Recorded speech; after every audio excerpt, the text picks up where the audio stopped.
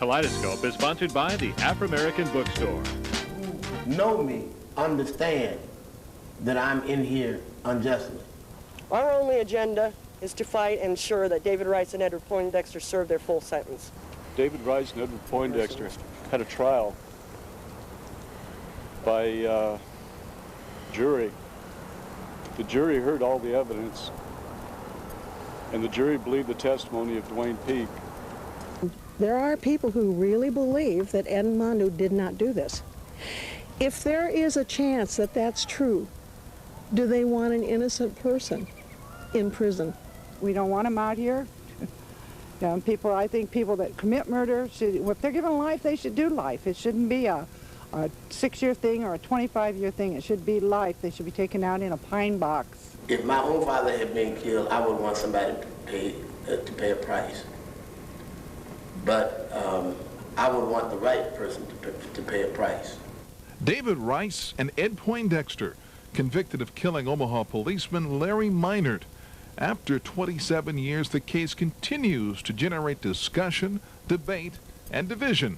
Today, a look at some of the questions surrounding the case of David Rice and Ed Poindexter.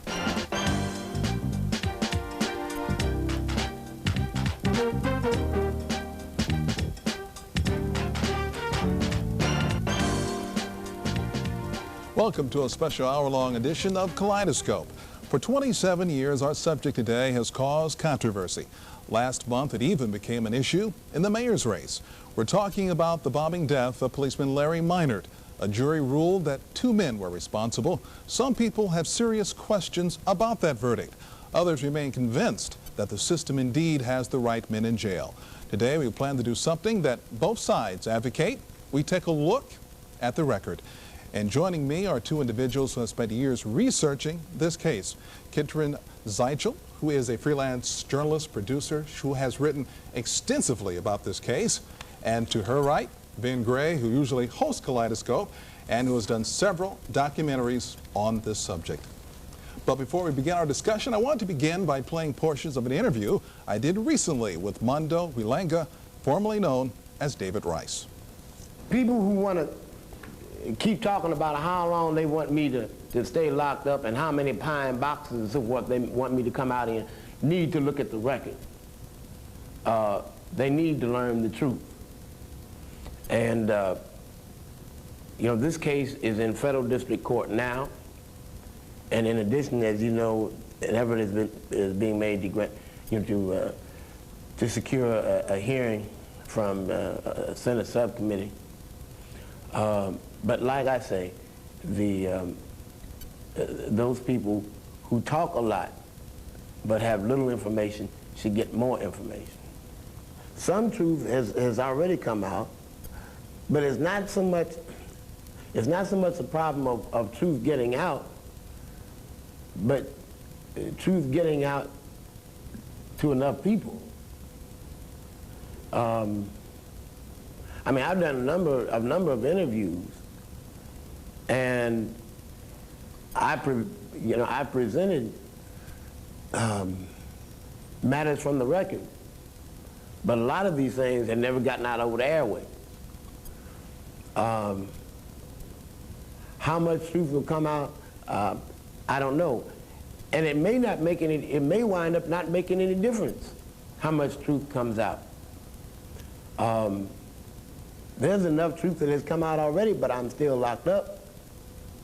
In 1974, Warren Erbaum of the Federal District Court reversed the conviction, told the state they had 90 days in which to retry me or let me go. The state appealed to the 8th Circuit Court. 8th Circuit Court said the same thing. State appealed to the U.S. Supreme Court. The U.S. Supreme Court didn't even rule on the merits of the case. They raised the question of jurisdiction, whether or not the Federal District Court had the jurisdiction to make its ruling. It had had the jurisdiction all along. All of a sudden, it no longer has jurisdiction. Yet the merits of the case that it ruled on were never touched. But here I am, here I am still locked up. So I don't know if the truth will make any difference at all, just like Art O'Leary said. So, Mike, I have faith Not in the criminal justice system, because it is just that, a criminal justice system. You know, I have faith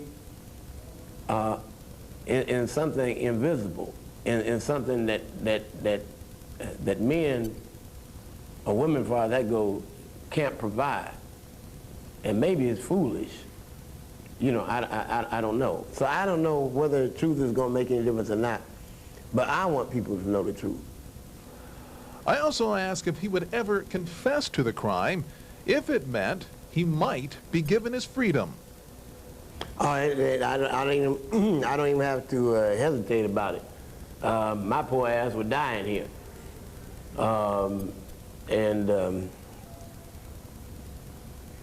See, because I ain't letting them off like that. You know, so that, you know, they got money. You know, they got hundreds of thousands of dollars to work with. Let them do some investigatory work and find out, you know, what's going on. But you know, actually though, if I had done that, if I had lied and said, well, yeah, I did it, and I'm sorry, it ain't no great possibility, but there's a possibility I could have gotten out of here. Because as you remember, 8 different dudes who came in here after I did, doing life sentence of first-degree murder, have already gone. But see, a lot of people in this society follow what I call the philosophy of expedience. You do whatever it is you think is necessary to do to get done what you want done, down the morals or anything else, you know. And that's the way a lot of people in the society operate, from business owners to politicians and so forth. I don't play that. You know, I got to feel right about myself, and so no, I wouldn't even have to hesitate on that. Now, first of all, Kitron said she'd prefer to be known as independent researcher. In that segment, he mentions that at least 8 individuals who were convicted and went to prison after him have since been released. We know the number is closer to 26, 27. What makes this case so much different from some of the other cases? I think that there are several things that the one thing that makes it different, I think more than anything else, has to do with the fact that, you know, first of all, this is a police officer, but even more than that, we're going to talk about later on, and I just want to begin right away by, you know, there seems to be a conspiracy of tremendous magnitude that went on amongst and between Omaha police officers, the Federal Bureau of Investigation, alcohol, tobacco, and firearms, and a number of other people who were involved in a program back during the 60s and early 70s called COINTELPRO, which was run by J. Edgar Hoover, who was the director of the FBI at the time. And if these men, if the story is actually allowed to be told and evidence showing, you know, different discrepancies and so forth is allowed to come out, there are a number of agencies and organizations and people who are going to look bad in this. So the effort to continue to keep these individuals in jail by people, including but not exclusively Omaha police officers, is what I think drives the ongoing effort to keep these men behind bars. My understanding of the pardon and parole philosophy is that the purpose of prison is not really to punish people as much as to protect the public. And when you parole or pardon a first-degree murderer, it's because you think you have determined that this individual is not a threat to society, and therefore you would rather have somebody in prison who is a threat and who should be currently incarcerated.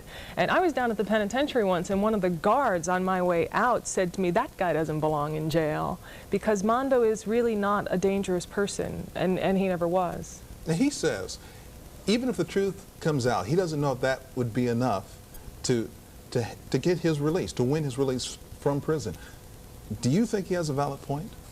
To a certain extent. I think he also said if truth gets out to enough people, and if truth gets out to the right people, then, I mean, there's a possibility that things could be turned around. But again, you're dealing with, see, you're not just dealing with a local agency. If you were, there may be some movement or some willingness to move on the part of perhaps maybe some regional or federal agency to do something about this. But when you include officers at the local level, individuals at the national level, names and reputations of individuals who have long since passed on, that makes it that much more difficult. And truth needs to come, I mean, truth needs to get to the right people, but once it gets to the right people, they have to act. Now he says, well, go ahead, I didn't want to interrupt you there. Well, you know, the truth can come out, but then people have to believe the truth. And if people have invested a great deal of themselves in believing one story, sometimes it's more important to a person to be right than to admit the truth. So when I hear Mondo saying that, that's how I interpreted it, that even if the truth was known, people might not even believe the truth. Now he says a lot of the facts are already out there. And one of the things that he is hoping people will just look at the information that is already out there. He's right. I mean, there's no doubt about that. I mean, we're going to play portions of a British Broadcasting Company documentary in a few minutes. I did an hour-long documentary back in 1982 in which we outlined so many different aspects of the case where there were a number of questions involved. And the information is out there. It has not been, I agree with Mondo that it has not been aired the way that it should. In other words, enough journalists and people who pontificate on this case without doing the homework, you know, have not bothered to really examine it the way that they should. But there's been enough truth, there's been enough information, there's enough documented facts out there that warrant some sort of an investigation. But you talk about, I want to get back to something where you talked about earlier. You mentioned the word conspiracy. Correct. And it seems that people have a hard time accepting the possibility of a conspiracy, especially at the governmental level. Well, I agree that they have a hard time with it, but there's all kinds of evidence. There's an FBI memo that there's no other way to read it except that Omaha police officers and FBI knew about a tape before and during the trial, realized that that tape was not the voice of the star witness, Dwayne Peak, sent a memo to that effect to the director of the FBI, J. Edgar Hoover at the time, saying that they wished no use of this tape be used. There's no other way to read that memo other than the FBI and Omaha police knew that this wasn't Dwayne Peak's voice, knew that Dwayne Peak was lying on oath, and what else do you glean from that other than we don't want this used because we want to convict these guys no matter what. No matter what it takes, no matter what laws we have to break, no matter what rules we have to bend, no matter whose arms we have to twist, we have to get these guys in jail at all costs. In the previous documentary that Ben made in 1982, there's a really priceless comment by Father Cunningham, who was Mondo's previous attorney. He passed away in 1986. But he said he didn't believe in conspiracy as much as he believed that there was a lot of klutzing around by the government.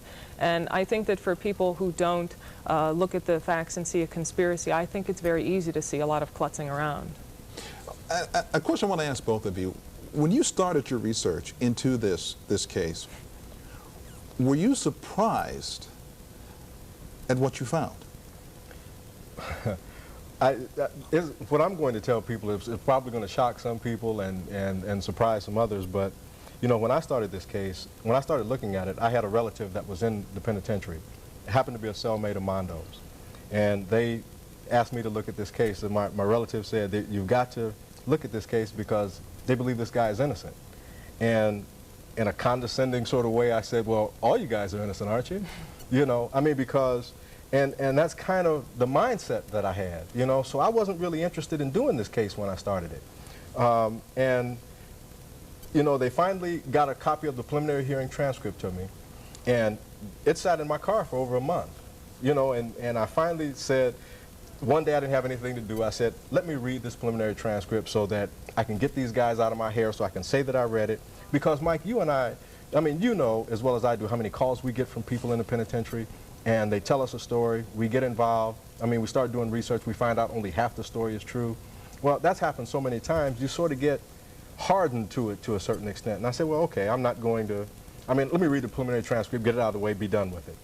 And I read the preliminary transcript, and when I got done with it, I even gave it to you to read because I said, I can't believe that this would happen in a city in this country in 1970. I just couldn't believe that someone would do this, that judges and prosecutors would act in this fashion. That's how I got involved. Okay, hold that thought. We're going to take a break, and then we'll return and pick up with where we left off.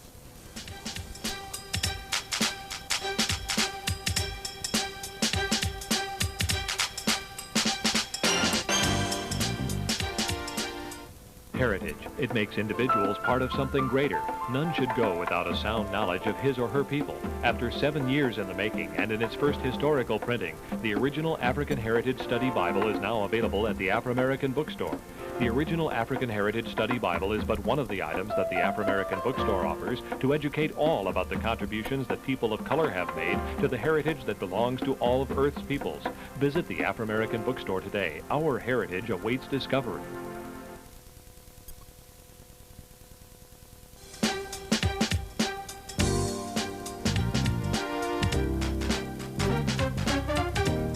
My name is John Tess. I'm a retired Omaha police officer. I was disabled August 17, 1970 by a suitcase bomb set by the Black Panther group in Omaha called the United Front Against Fascism. This group was founded and led by Ed Poindexter and David Rice. Rice and Poindexter had what they called, quote, a beautiful plan to kill a pig, unquote. And in their minds, that is what they did. They killed Officer Larry Menard by blowing him to pieces. The jury of 3 men and 9 women agreed with the prosecution's evidence and the testimony of Dwayne Peak, the 15-year-old who Rice and Poindexter used to activate their beautiful plan to kill a cop. They sentenced Rice and Poindexter to life in prison with no parole. I agree with them wholeheartedly. It is not appropriate to commute the sentence of a convicted cop killer. The city of Omaha suffered a great loss that night. So did I. But most of all, these members of Larry's family suffered and continue to suffer today because of a few vocal supporters of the Free Rice and Poindexter movement. These well-intended but misguided supporters come from the backgrounds of the arts, education, and the legal field. They all claim to know David Rice and Edward Poindexter. Well, I know them too. John Tess was Larry Minard's partner, and as you heard, he remains strongly convinced of the guilt of Rice and Poindexter. Now, many of his views are reflected in a recent editorial written by former World Herald publisher and now contributing editor Harold Anderson. In that editorial, Anderson says, I would suggest that the most logical way of advocating freedom for Rice and Poindexter is not to continue arguing that they are innocent. He goes on to say that Rice and Poindexter were found guilty by a jury whose verdict has been upheld by the Nebraska Supreme Court and the U.S. Supreme Court, and that much has been made of the fact that their conviction depended in part on the testimony of a 15-year-old who said he was a participant in the bomb plot. Rarely mentioned is the fact there was strong corroborating evidence, including the finding of dynamite traces in Rice and Poindexter's clothing. Now, you know, listening to that, I'm sure that there are a number of people who share those views when they hear about this case. But listening to some of those points that were raised, they are not exactly accurate, are they? No. No, they're not accurate at all. First of all, when you talk about what the United States Supreme Court did, first of all, they never, as Mondo mentioned earlier, they never ruled on the merits of the case. They ruled as to whether they had jurisdiction to hear the case. They had had jurisdiction for years before that, so you know, they raised an issue that had not been raised in Mondo's case. The U.S. Supreme Court themselves raised that issue. And what they did that was even more amazing than that was they heard the Rice case. Then they heard a case called Stone versus Powell that had elements of maybe federal government may not have jurisdiction or whatever in it. They ruled in the Stone case and made it retroactive to David's case. So they did several things that were kind of unheard of for the court. But in ruling on the merits of the case and saying that they agreed with the state Supreme Court of Nebraska, that never happened. Well, the comment that I would like to make, because there's so much in that segment that I could comment on, John Tess was actually partnered with a man named John Toy that night, and I think Officer Minard was partnered with someone named Denny Moran. And Officer Tess was the most seriously injured officer aside from Officer Menard. They were both near the bomb when it exploded. And but when I'm listening to him talk about the jury actually made a pact, according to the World Herald, that they would never discuss what went on during the 4 days of deliberations. And in 1995, when I was here doing research, I called a couple of the jury members, and there were two women that spoke to me. One was a 90-year-old woman, and the question I posed to her was, why did the jury take so long to decide the verdict? And she told me 4 days. They took what? 4 days, Wednesday right? to Saturday, I believe. And she told me that there were people who felt they were innocent. And I said, well, who felt that they were innocent? And she said, me. The state never proved their case. It was all circumstantial evidence. She told me that she did not believe Dwayne Peak. She didn't think that he could have done something like that on his own. And when I pressed her to repeat that on tape, she told me that she wouldn't repeat it on tape. She simply told it to me on the phone. I called another one of the female jurors, and I asked her about the verdict, and she told me that she personally did feel that they were guilty, and it was the single black juror on the jury who felt that they were innocent, and he was responsible for holding the jury up for those 4 days. And Ed Poindexter told me in a letter that he had heard through the grapevine that this black juror agreed to vote guilty if the others would agree to spare their lives, because evidently there were people on the jury who wanted to find them guilty and give them the death penalty. So Mondo and Ed escaped being killed because of one black juror on that jury panel. And he's dead now, or else I would have called him and talked to him too. But you know, who is to say what really went on in that jury, and whether or not that juror actually believed that they were guilty, or if he simply participated in what's called a compromised verdict. Now, the editorial talked about, it says how much is being made of Dwayne Peak's testimony, but that was a critical piece of the prosecution's case, wasn't it? It was the major piece of the prosecution's case. In fact, if they had not had Dwayne Peak's testimony, they probably couldn't have brought that case to court.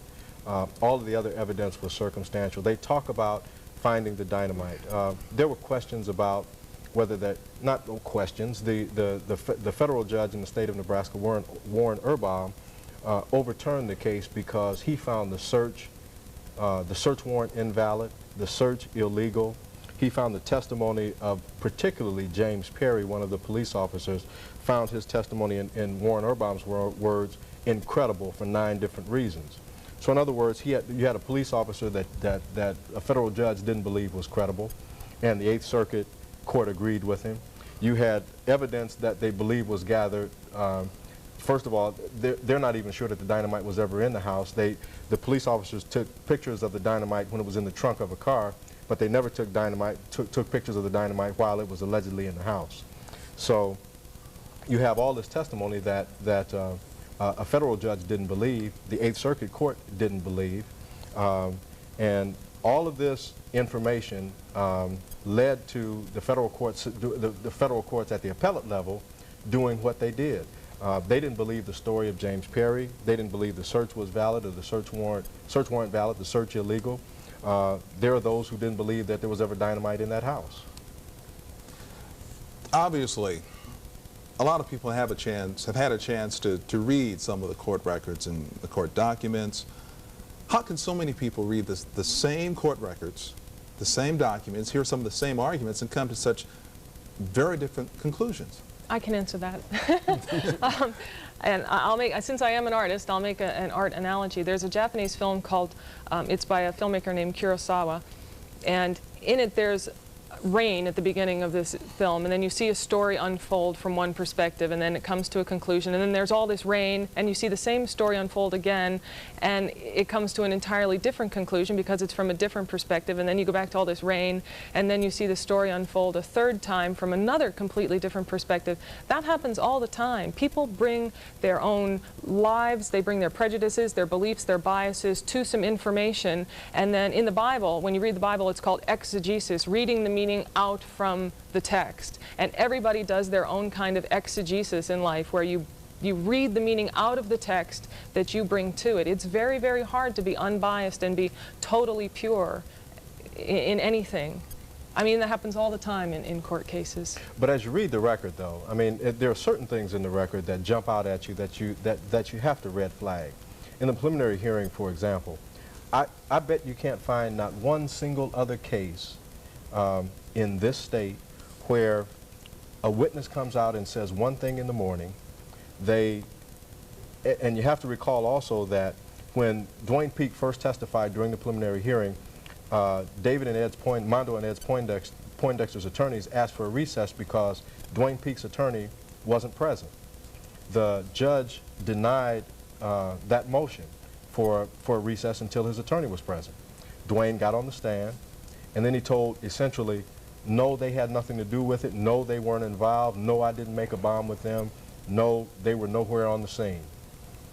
And the prosecution asked for a recess for really no apparent reason other than to confer with their client, and that recess is granted. And then he comes back in the afternoon, clearly shaken, clearly crying, clearly upset, and then he tells a different story. You can't find another case in this state where that happened. I mean, that's a red flag. Someone ought to, I mean, and that's what got me started when we talked about before the break. What got me started, and I couldn't believe that in 1970, in the United States of America, that there was a court that would allow that sort of thing to happen. And I bet there's nobody who, even if they believe Rice and Poindexter, Mondo and Poindexter did this, that they would believe that they could find any other court case in this state or in this country that allowed something like that to occur. Kitra, we didn't give you a chance to answer that question last time we were up, and that is, were you surprised what you found once you started doing your research into this case? Well, it's a little overwhelming because there are so many details and the case has gone on for so long. There's a lot of post-conviction stuff. I was overwhelmed by the evidence, and it begins to be very difficult to sort through it and to keep track of all the details. And what was the most interesting thing to me, I was just down at the courthouse today reading some depositions and things, and it's interesting to note the way a person's testimony starts out this way in a police report, and then in a statement it gets massaged a little bit and changed a little bit, and then by the time the person testifies in court, the testimony is different from what it was the first time. And so there's an evolution to their testimony where facts continue to be changed as the person continues to testify. And that's difficult to keep track of, because when you want to say so-and-so said this, so-and-so, and this is not just Dwayne Peak, this is a number of individuals, so-and-so says a different thing depending upon what document you're reading. And I'm a newcomer to this. I've not done a lot of research into legal cases, and so in terms of was I surprised by what I found, yes, I was, primarily because I was new to it, but my heart really breaks for everybody in this situation, for Mondo and Ed, as well as the Minard family, as well as, you know, Patrolman Tess, because I think people are, there's no communication, you know, and I can see, you know, how anybody looking at the different documents would come to different conclusions, because I'm sorry, I just got a little incoherent there. Well, that's okay. Well, I lost my point. Well, that's all right, because what we want to do now, I mean, there is a question how others see this case, and one answer is found in a documentary produced and aired by the British Broadcasting Company in 1991. This is a part of that program.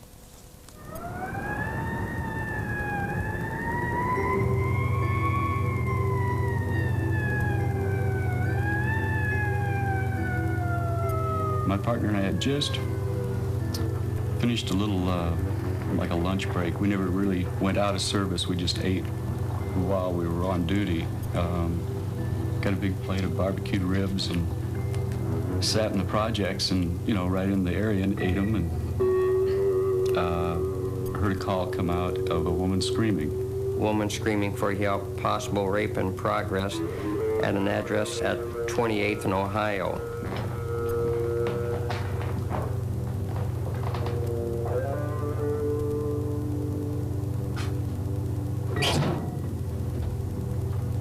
I didn't see anybody leaving the house, or I didn't see anybody in the alley, and I walked over to the window and I was peeking in the window when I saw Officer Tess and Officer Menard walking from the kitchen to the front door area. We kind of worked our way through the rooms. I could tell where he was because of the flashlight. And Larry was about, I'm guessing, 10, 12 feet in front of me. And he had bent over the suitcase, and that's the last I remember of that.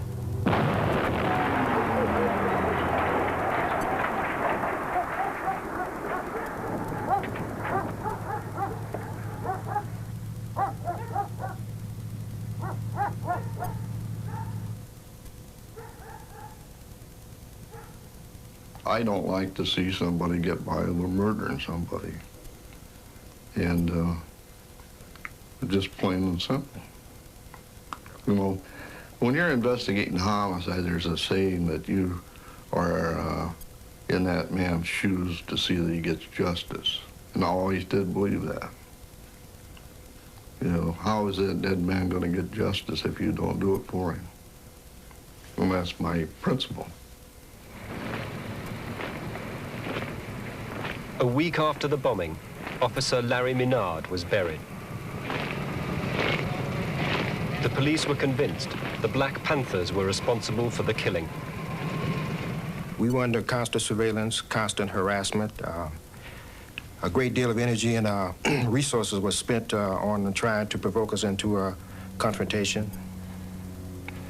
One, involving shooting, of course. We couldn't leave a building and enter the streets without being frisked, harassed. This went on around the clock.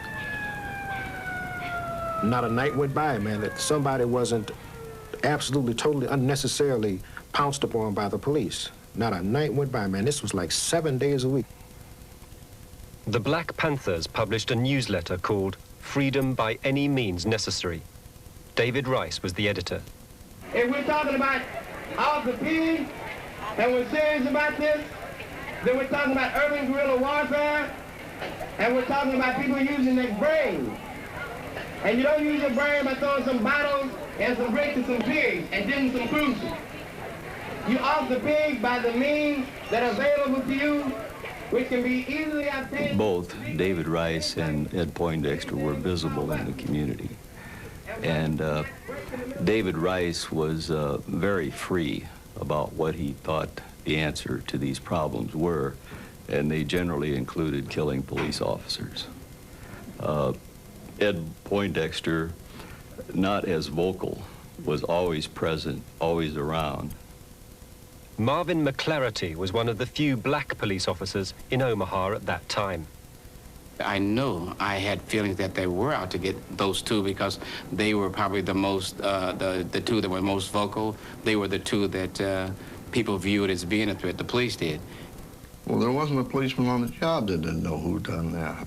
It was just a matter of being able to prove it. And that's what we've done.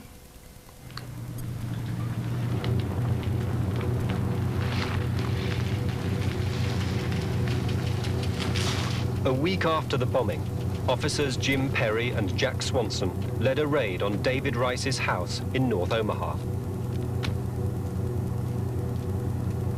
Rice was in Kansas City giving a speech at the time. He'd left his house unlocked.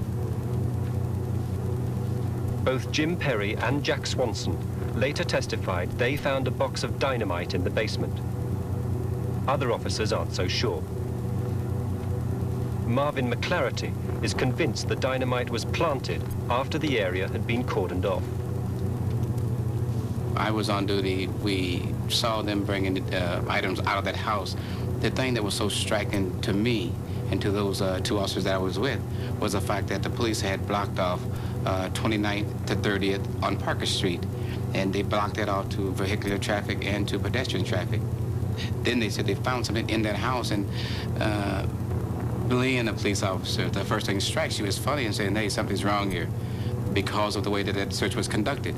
And that was when we drew our suspicions that it could have been something that was planted in that house, and to this day, I still believe it was planted in that house. It's a lie. I was there, I found it. I didn't personally discover it, but I was there when it was discovered and went right to where it was. It was there.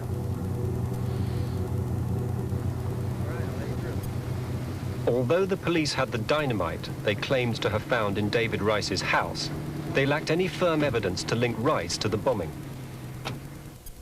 The next stage in the investigation came when the police were tipped off that one of the bombers was a teenager called Dwayne Peak. Acting on information developed by the Federal Bureau of Investigation, agents of the FBI and investigators of the Omaha Police Division arrested Dwayne Peak, charging him with first-degree murder in the bombing death of patrolman Larry D. Menard. According to Dwayne Peak's uncle, once he was in custody, he told the police he'd made the bomb with members of his family. According to his uncle, the police weren't interested in Dwayne Peak's story. They put pressure on him to implicate Rice and Poindexter in the bombing. Once he was arrested, he was like a whipped puppy, and he, according to what they told me, he readily told them everything about what happened and how it happened. And he was just a young kid. He only, I think, 15, 16 years old.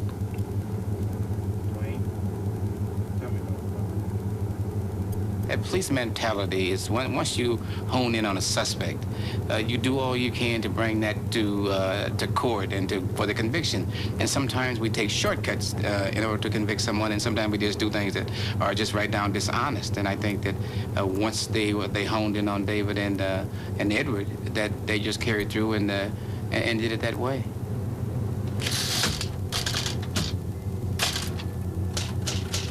After changing his story several times, Dwayne finally told the police it was Rice and Poindexter who'd made the bomb. He claimed the bomb had been made in David Rice's kitchen after Poindexter had brought a box of dynamite up from the basement.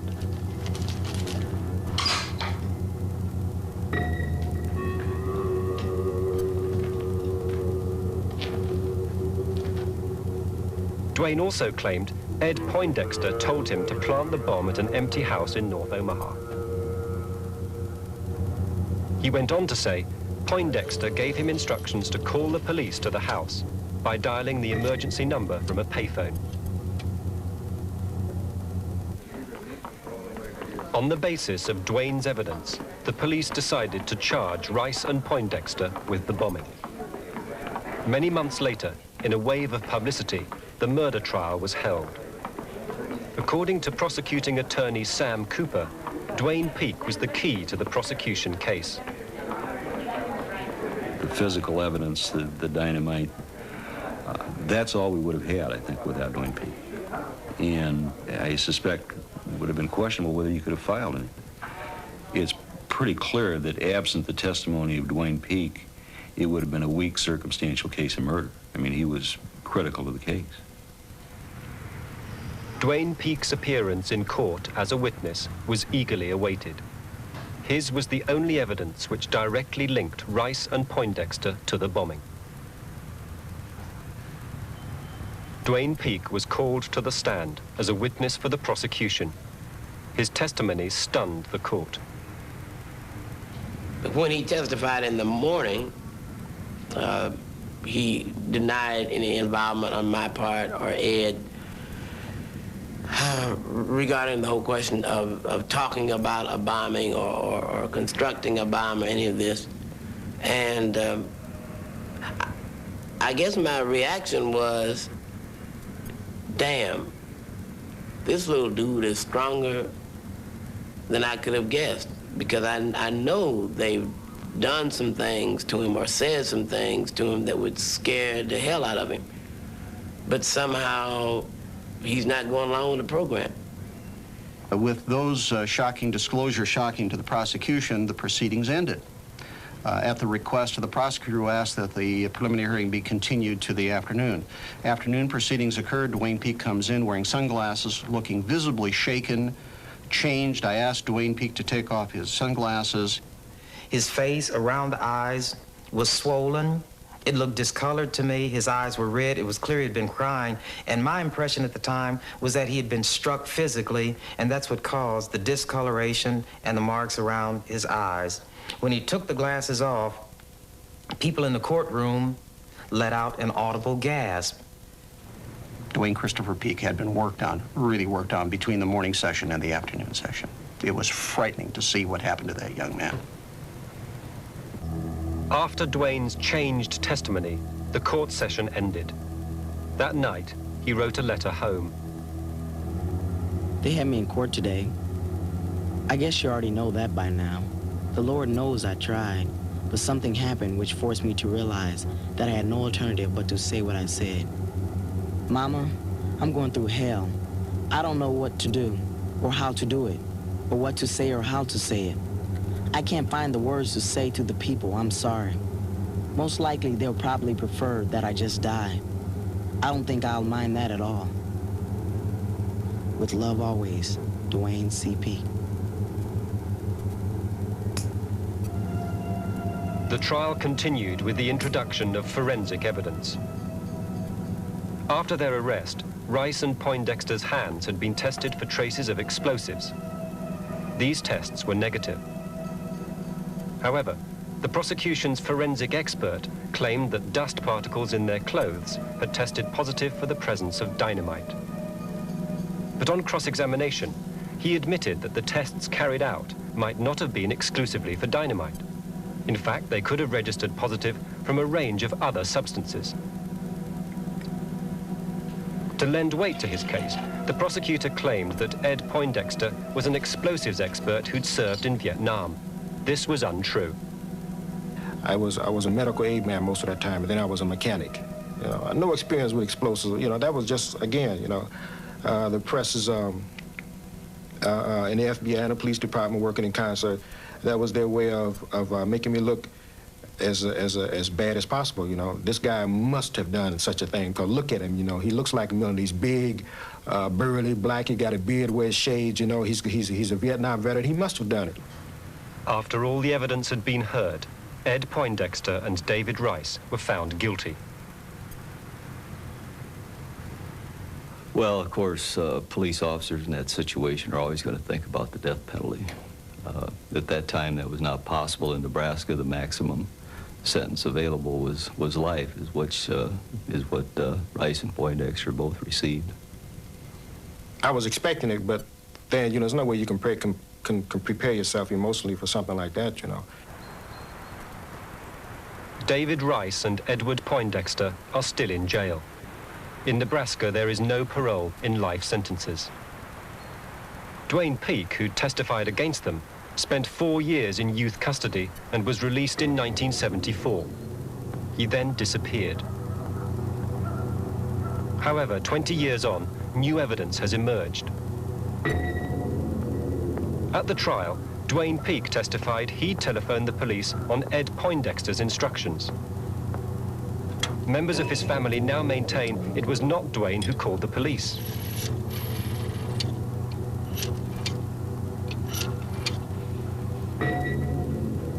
All emergency calls are recorded as a matter of course. But in the early 1970s, the Omaha police claimed the only tape recording of Dwayne Peak's call had been destroyed. But in fact, the operator on duty on the night of the bombing made his own copy of the call. When he died recently, this tape turned up in Omaha.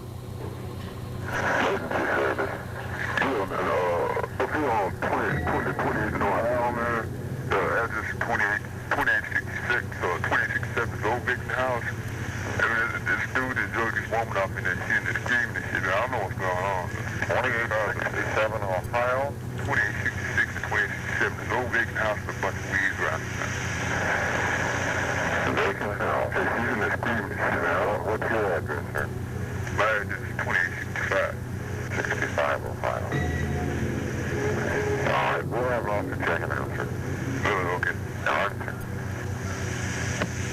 This tape was played to people who remembered Dwayne's voice. Now, I had listened to Dwayne Christopher Peak testify for almost 3 days before the jury. I had taken 2 sets of depositions. I had sat with this young man for hours listening to him describe his actions, his contentions, his recollections, and heard his voice and was saturated with his voice. It is my opinion now that the voice on that tape was not Dwayne Christopher Peak. When I heard this tape and realized that the deep voice of a much older man that I heard on this tape was the one they were saying was the voice of Dwayne Peak, this 15-year-old kid whose voice I knew, I couldn't believe it. Anybody who heard that tape would have to know that the whole story about Dwayne Peak having made a phone call to lure the police to that house would have known it was a lie.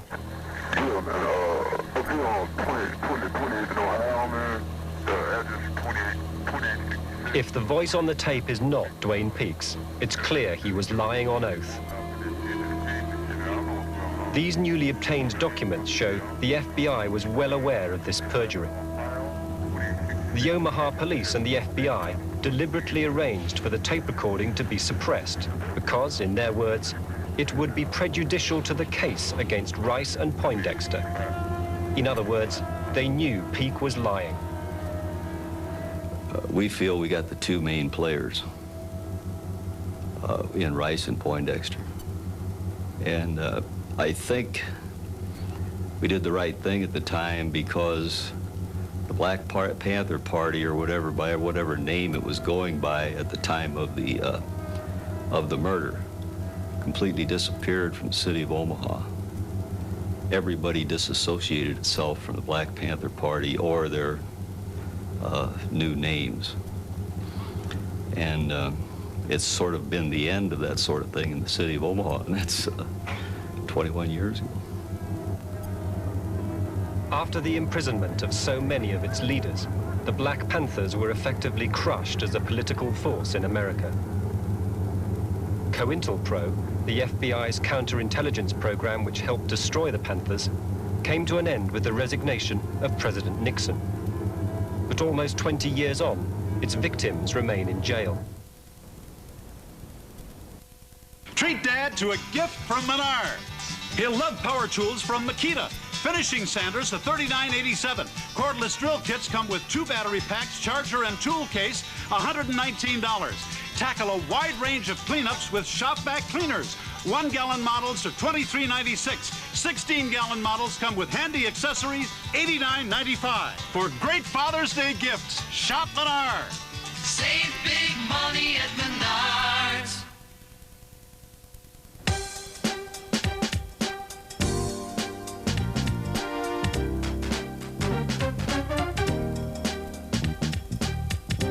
Other people want to talk about how they've suffered and how family members have suffered.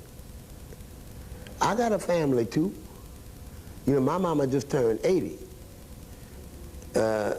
People think she hasn't suffered having her son locked up in the joint all this time.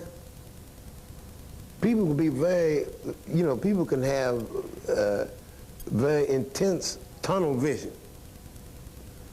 I can see my suffering, but I can't see yours. I can see my uninformed truth, but I can't see yours.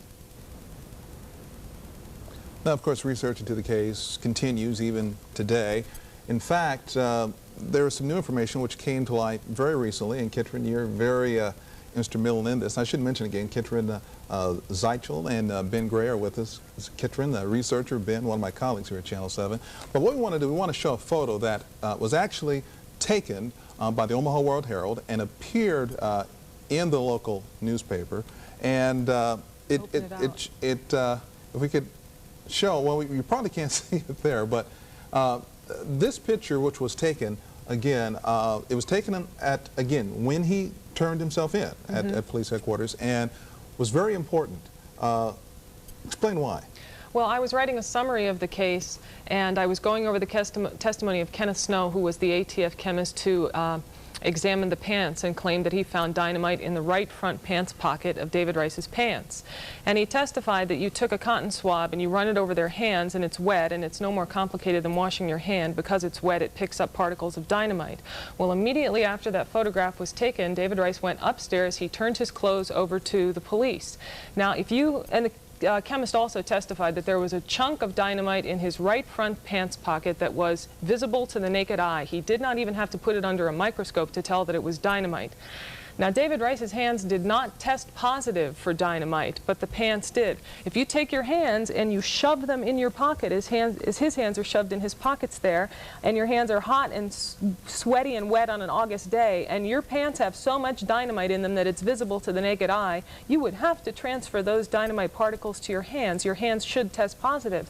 But neither David Rice nor Edward Poindexter's hands tested positive for dynamite. And that photograph intuitively serves as a kind of proof that someone must have put that dynamite in his pants pockets after the pants were turned over to the authorities, because his hands would have been just, you know, they would have been awash in dynamite. So at least it would have been a red flag. I mailed that photograph to Mondo last spring, I think it was, and he wrote back to me and he said, you know, when you sent me that photograph, something just went right through me, because evidently in all these years nobody ever noticed the photograph and nobody ever brought it up to challenge the evidence that dynamite had been put in their pants. And again, this is a picture which appeared in the Omaha World Herald, and if a person really had any questions about it, all they had to do was look at the Herald and but take a look nobody at ever it. made the connection or used it as a, you know, to challenge the evidence. So what is happening now? I mean, we've heard about the effort to get the Senate Intelligence Committee to investigate the COINTEL probe and its possible involvement in the Rice and Poindexter case. But what else is happening right now with these two cases? Go ahead. Well, Ed and I have written a video which goes over some of the evidence that we haven't even covered here. He basically looks at all of the evidence against them, the wire, the pliers, the dynamite in the house. He goes over the search in the video. He goes over this photograph, the dynamite in the pants, and he goes over the testimony of Dwayne Peak, and he lays it all out, and he tears the evidence apart. And at the end of that, he says to people, you know, I am not guilty of this thing, and I want to do what I was obstructed from doing in Douglas County Court. I want to prove my innocence. And what he would like is for all of the files to be released, not just on this bombing, but on a series of bombings that happened in the Midwest. And that's something that's very rarely covered in the papers either, is that there was a string of bombings in Iowa, Nebraska, and Minneapolis. I believe on exactly the same night that Officer Menard was murdered, the federal building in Minneapolis was blown up with dynamite. Big columns, you know, cement columns were blown across the street by this blast. And I would like to know if these bombings were related, and if they were related, is it possible that the parties who were responsible for those bombings were actually responsible for this bombing as well? And the reason that I think there's a possibility of that is because of the triggering device on the bomb that was used to kill Officer Menard. It was a close-pin triggering device. And I've talked to some people who have more experience doing this kind of research, who know more about these things. A clothespin triggering device is incredibly unstable. That wedge of wood can just snap out of there very easily, and then the connection is made and the thing explodes.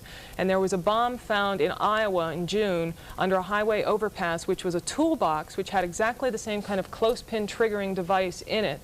So it's entirely possible that somebody else was making these bombs in the Midwest, and that this bombing could be traced to those people if we could get a hold of the files on these other bombings. And that's a part of what the purpose of calling for these congressional hearings. And it's not just about this case.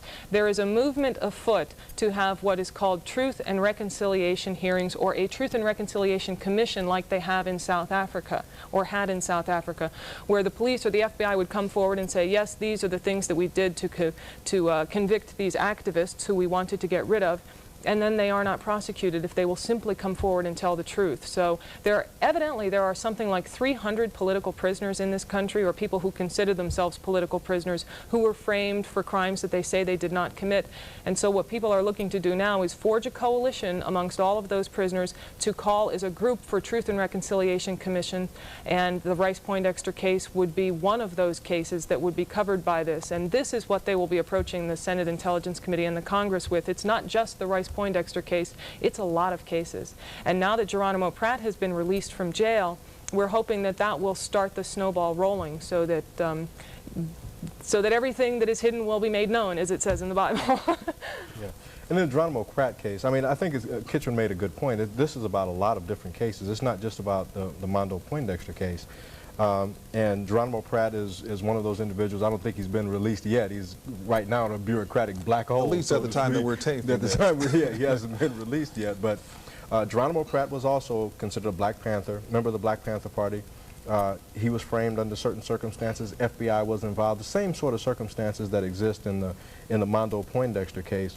And I sort of, and Johnny Cochran is the attorney on that case. And I read portions of Johnny Cochran's book, and I sort of felt the same way when we started out.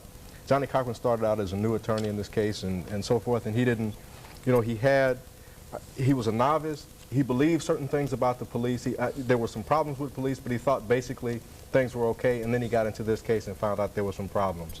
And I sort of felt the same way, and that's where we are right now with this case. But you know, when we talk about that, obviously it's not going to be an easy task to get these hearings. I mean, a number of people have already come out in opposition. Among them, for instance, in this case, the Minor family said they are very opposed to having the Senate step in and launch an investigation. Does that surprise you, either of you? It doesn't surprise me, I think, but I think that they, you know, again, you know, people, I agree with Kitchen when she says that people look at it and they bring their own truth to it to a certain extent. And their truth is not necessarily Mondo's truth, or not necessarily our truth, or whatever the case may be. But if you look strictly at the evidence, strictly at what ought to have been questioned by legal scholars and those in the legal profession, there are obviously some flaws and some questions that need to be dealt with. 2 men have been in jail for 27 years because of those questions going unanswered. Why do you think this particular case, though, continues to be so controversial? Again, I think it's, I'll let you answer. You start off. I'm going to say something that's going to get me in trouble with Mondo's Defense Committee and a lot of liberals out there, and I include myself among the liberals. But once I was in Ernie Chambers' office talking to him about the case, and I said to him, I think if you're going to run around town talking about killing police officers and writing articles about killing police officers, you should expect to be the prime suspect when a police officer gets killed. And to my surprise, Ernie Chambers pointed to me and said, "You're absolutely right." And so I think the reason that this case continues to generate the kind of feeling that it does is because of those writings, because people don't understand them, because people don't remember the time, people don't remember the death of Vivian Strong, people don't remember why North Omaha burned in 1969, they don't remember how the community felt, they don't remember the kind of tension that existed between the black community and the police back then. These writings did not come out of a vacuum. You know, they did not, you know, just appear for no reason whatsoever. There was an incredible amount of tension between the two sides, and there was a lot of machismo nonsense. You know, there was a lot of posturing, and there was, as today, there was a lot of lack of communication amongst both sides. And so for me, that's what I think it's about. The feeling that it generates is because nobody is able to put themselves into the shoes of the other person and understand how that person felt at the time. And all of that hostility that was expressed on both sides between the police and the Black Panthers is completely misunderstood. And that's why I think it continues to generate. Ben, you're going to have the final word here. You got about a minute. One of the things I did want to say is that there are a number of police officers. I mean, this is not an attack on police officers or on the FBI as a whole or anyone like that. Most police officers, most FBI officers, most people who are involved in law enforcement try to do a credible job, and in many instances do that. But there are people who, for whatever reason, whether they feel it's for the betterment of the government, whether they feel it's for the betterment of people, whether they're malicious, and whatever, they do things that go beyond the scope of what they are allowed to do. And that's what I think happened in this particular case, and because of that, we have an obligation as journalists, as people who believe in justice, to look at this case. Okay.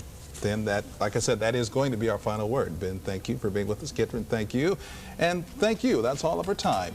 Again, thank you for joining us during this special hour edition of Kaleidoscope. As Ben would say, we hope you've learned something valuable. Kaleidoscope will return next week at its regular time.